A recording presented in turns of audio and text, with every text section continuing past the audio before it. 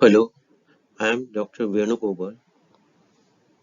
I will be speaking on intangible heritage with focus on museums.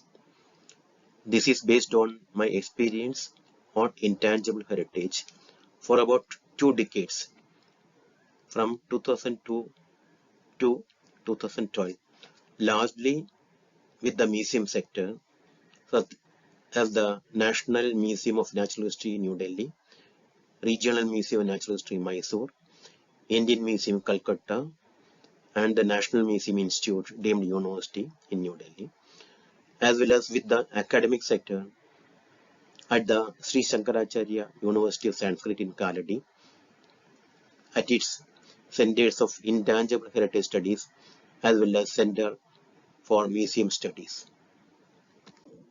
I will begin with the definitions of museums and heritage to establish that museums are invaluable components of heritage. The change in definition of museums to incorporate intangible heritage into its mandate, the various instruments on intangible heritage, and the role of intangible heritage in world heritage will be mentioned. The role of museums in intangible heritage will be explained through the case study of the National Museum of Natural History.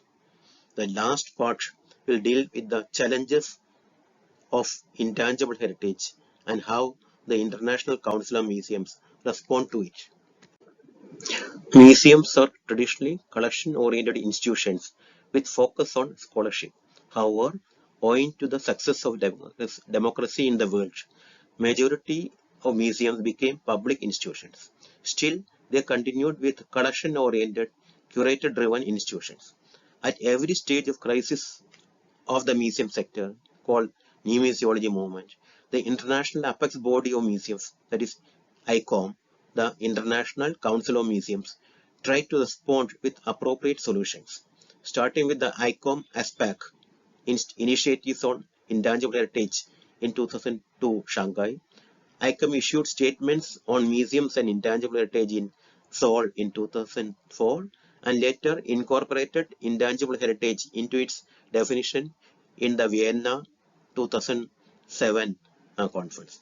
Other major challenges of the museum sector, such as access, inclusion, community, sustainable development, etc., were incorporated into the museum mandates in the latest ICOM General Conference held in Prague in 2022. It will be useful to start with a simple definition of heritage. Heritage is our legacy from the past, what we live within the present, and what we pass on to the future generations to learn from. So it takes into account the past, the present, and future. The earliest recognized definition of heritage was given in the 1972 UNESCO Convention, which defined and grouped heritage into two components, cultural and natural. Cultural heritage was subgrouped into immovable and movable, representing archaeology and museology respectively. Thus, museums and museology come under the category of cultural movable heritage. Later, on account of continuous lobby from museums from Asia, including that from India, intangible heritage got its due recognition along with the traditional tangible heritage in the 2003 UNESCO Convention. The ICO movement followed its suit in 2007 by incorporating IH in its definition of museums.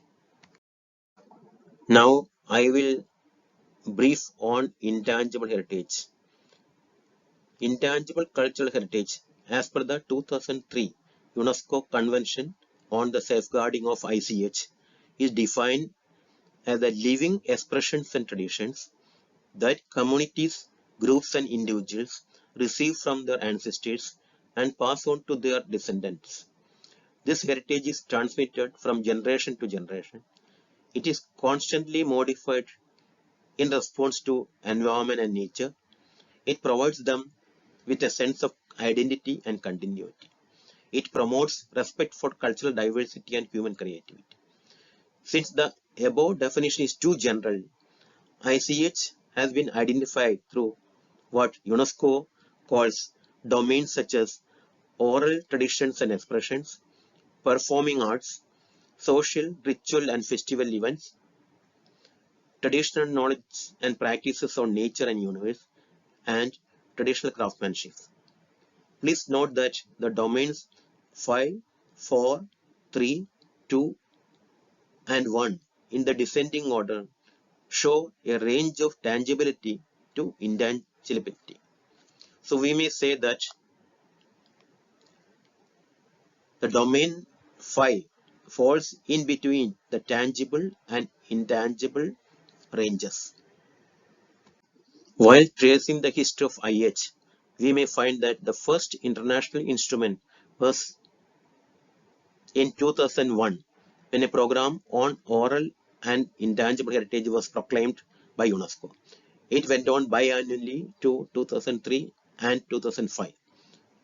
The UNESCO 2003 Convention on Safeguarding of the Intangible Cultural Heritage is generally considered the first major international instrument on intangible heritage. India ratified the 2003 Convention in 2005 only. One of the visible manifestations of this convention is the representative list of ICH from 2008 onwards. One more convention, the 2005 UNESCO Convention on Diversity of Cultural Expressions, also deals with IH, but it focuses on some of the issues left out of the 2003 convention, such as the intellectual property rights. The first international effort by the museum sector on the role of museums in intangible heritage was initiated by museums in Asia, including that from India, during the 2002 ICOM ASPAC meeting held in Shanghai. While discussing about methods of intangible heritage safeguarding in Asia, especially from countries like China, Philippines, and India, it suggested the idea of an Indian model on intangible heritage based on the access and benefit sharing model of Kani tribes living in the Western Ghats areas of India. A Shanghai Charter inspired later in 2004 the sole declaration of ICOM on intangible heritage, which was released at the end of the 2004 annual general meeting of the ICOM held in Seoul. The museum movement in India on intangible heritage, spearheaded by the National Museum of Natural History, got a boost at the 2002 ICOM ASPAC meeting in Shanghai, followed by a large number of intangible heritage programs, including national intangible heritage festivals and charters. Two are noteworthy. In 2015, two charters on intangible heritage were released at functions organized by the National Museum of Natural History and Indian Museum, Kolkata. The first one was in Shillong and the second one was in Kaladi. The Shillong one focused on sustainable heritage development and the Kaladi one on community safeguarding of intangible heritage. Both were coordinated by me as a director when I was in Indian Museum, Calcutta, as well as I was in National Museum of Natural History. You may have known that we have in India 14 number of UNESCO representative list of ICH as of today. Even though museums do not have direct role in the process of selection or safeguarding of this representative list, museums do play an indirect role in popularizing and safeguarding. Museums such as the National Museum of Natural History, the Indira Gandhi Rashtriya Manav Sangrahalaya, and Indian Museum Kolkata have been involved in programs such as conferences, seminars, exhibitions, intangible heritage festivals, and publications. One noteworthy thing is that on the UNESCO representative list of intangible cultural heritage called Modietu, Kalbelia, and Chow were the subject of interest for conferences and workshops by the National Museum of Natural History in collaboration with the IGRMS Bhopal at its various national intangible heritage festivals. A Mudiyettu Mahasabha involving all the practitioners of Mudiyettu, one of the representative list of ICH of UNESCO, was launched in Kerala, principally based on the initiative taken by the National Museum of Natural History, along with the Center for Intangible Heritage Studies at Kaladi. Recently, India was selected as a member of the Intergovernmental Committee of UNESCO's 2003 ICH Convention. Earlier, India was also a member of such committee during 2006 to 10 as well as 2014 to 18. Even though India was included in the international committees in many times, the status of intangible heritage in India is not as expected.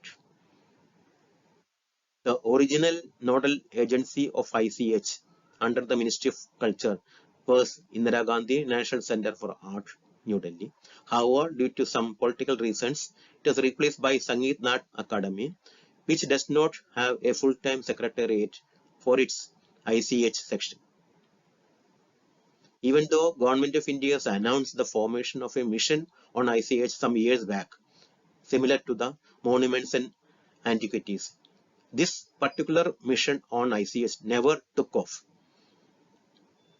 However, you may say that the museum sector, including that of NMNH, IGRMS, IMK and NMI, have taken the lead in some of the activities of dissemination and safeguarding of the ICH.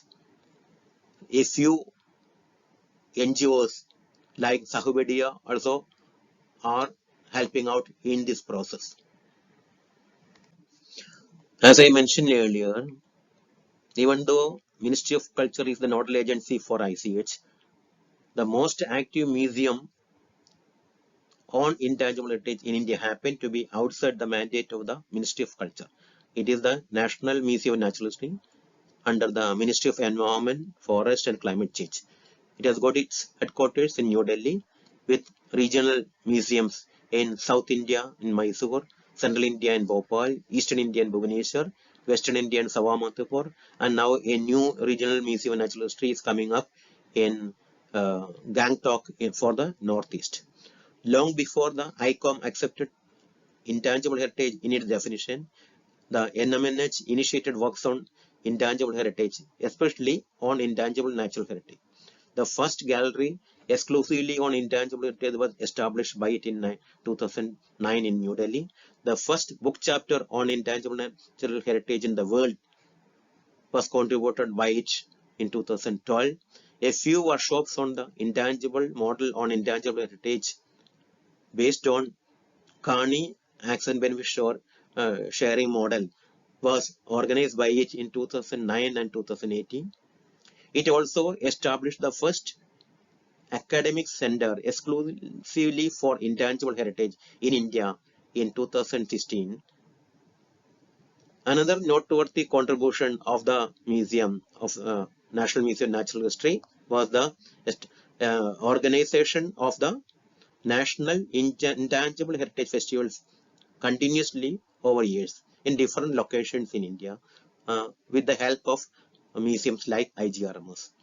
In the slide, please note that from 2002 onwards to 2018, a large number of programs, including almost 20 number, were organized by the National Museum of Natural History with focus on intangible heritage.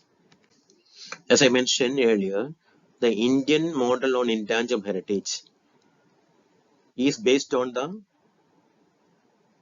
access and benefit sharing model of Kani, a tribal community who live in the southern part of the Western Ghats in Kerala and Tamil Nadu.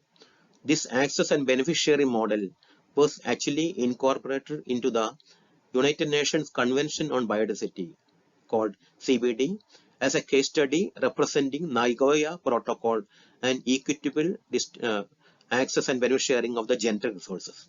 So it has got of international consequence. This was taken up by the National Museum of Natural History as a case study which was originally proposed at the Shanghai ICOM ASPEC Conference on Intangible Heritage in 2002. This was coordinated by Professor Amireshwar Gala in Shanghai. The NMNH, which was behind the move, further went on to work on Kani tribes with a series of programs, including training program workshops in 2009 in Trivandrum as well as 2018.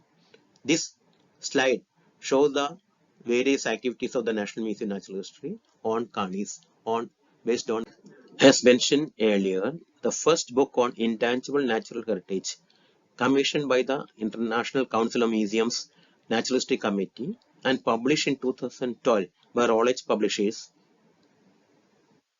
and edited by the then president of ICOM naturalist Eric Dorfman as a chapter contributed by the National Museum of Natural History.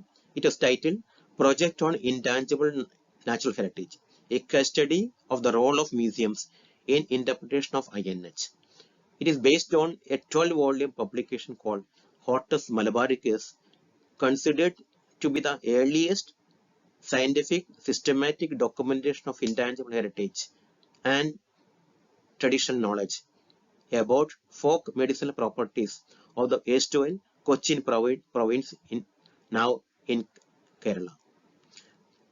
The National Museum of Natural History has organized 2 more national programs on this subject of Hortus Malabaricus in Calicut and Kochi in 2007 and 2008 respectively, and later opened a whole gallery on this subject of Hortus Malabaricus in its Regional Museum of Natural History, Mysore, in the year 2009. While briefing on the role of museums in intangible heritage, I will rate this: the first academic center exclusively on intangible heritage, called Center for Intangible Heritage Studies, was established at the Sri Shankaracharya University of Sanskrit in Kaladi in Kerala through the continuous efforts of the National Museum of Natural History in New Delhi. In this slide, I would like to mention a few challenges the museum sector face while attempting to incorporate IH into its mandate. These are related to the ICH domains as well as post-COVID museum scenario. As mentioned in an earlier slide, ICH is grouped into 5 domains: oral traditions and expressions, performing arts, social practices, rituals and festive events, knowledge and practices concerning nature and universe, and traditional craftsmanship. A cursory check on these domains shows that it is skewed towards cultural heritage than natural heritage, which may not be appropriate to the Indian situation, where culture and nature are equally important. The 1972 UNESCO Convention as well as the 2004 Seoul Declaration of ICOM on Intangible Heritage also mention it as intangible heritage and not intangible cultural heritage.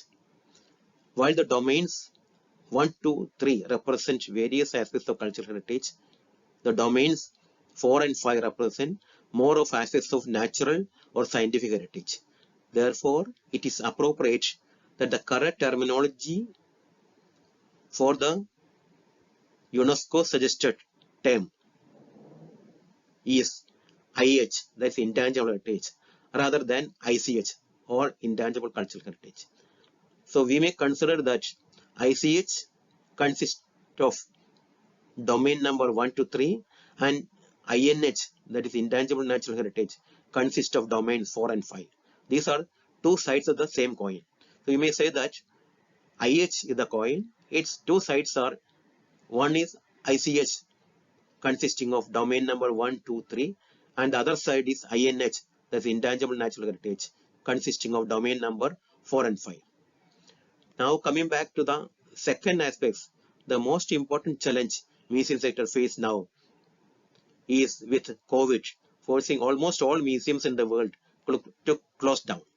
All the functions of museums such as collection and communication came to a stop and staff forced to work from home. They find it difficult to bring back visitors even after museums are open in the post-COVID period. However, this post-COVID scene of museums has one positive effect, we may say. Intangible heritage access have come to the rescue of museums in the latest crisis point. IH has become an invaluable component of all museum functions. IH-related subjects related to collections such as virtual collections, digital documentation, and those related to communication such as social media handling, virtual galleries and virtual exhibitions are the recipes for the future. Access to the community or public through digital media has also become a normal method. As mentioned in the previous slide, the challenges thrown open by the unexpected COVID situation forced the museum sector to respond with many measures, out of which IH has come to play a major role. Realizing this, the ICOM has come up to focus on relevant subjects through its International Museum Days every year for the last many, you can say, from 2018 onwards. Some of the topics included subjects like new public, traditions, inclusion, recover and reimagine, sustainability, etc., so as to empower museums to be ready for the future as well. Now the latest is the 2023 International Museum Day, focusing with the theme of museum, sustainability and well-being. In all these IMDs, we may see that one intangible heritage rather than tangible heritage has come to the rescue of the museum sector during and after the COVID pandemic, when museum sector all over the world faced the threat of existence. So we may say that one for museums to survive to the future, IH is a mantra for success and not tangible heritage. So the people working in museum sector may better realize the fact that IH is the most useful tool for the museum sector in future. Thank you very much.